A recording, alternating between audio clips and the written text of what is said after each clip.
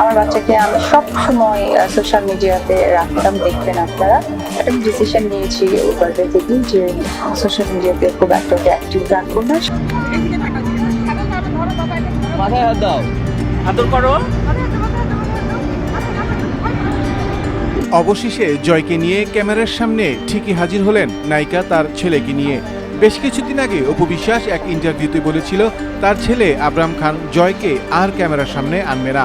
Facebook বা ইউটিউবের কোনো ভিডিওতে নতুন করে জয়কে দেখা যাবে না, ক্যামেরার সামনে পালন করবে না জয়ের জন্মদিন। ছাগলকে আদর করতে বলায় জয়ের যে ভয় কাজ করছিল তা স্বাভাবিক, ছোট বাচ্চারা তো ভয় পাবেই। জয়ের এমন কাণ্ড দেখে দর্শকরা যেসব মন্তব্য করেছেন। মঈন আফরিন লিখেছেন, ছেলে যে অটিস্টিক বোঝা যাচ্ছে, বলছে ছাগল ধরতে, সে ধরেছে তার মাকে। সাবিয়া খান লিখেছেন, অন্যের ক্ষতি করলে নিজেরও ক্ষতি হয়, মানুষের পেছনে না লেগে যদি বাচ্চাটার পেছনে এমন সময় দিত, বাচ্চাটা আরও স্বাভাবিক হতো। কি সুন্দর বাচ্চা।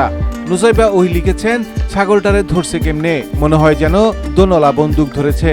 আজিমুন্নাহার জুই লিখেছেন, আমার মনে হয় জয়ের বেশি বেশি বাচ্চাদের সাথে মিশতে হবে, তাহলে ও ঠিক হয়ে যাবে।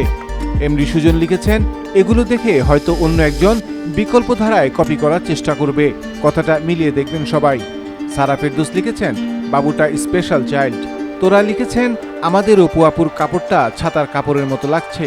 হোসনা বেগম লিখেছেন, শাকিব খান থাকলে আরও ভালো হতো। মেহমেদ মম কিচেন লিখেছেন, ছাগল ভয় পায়, এটা মেন্টাল।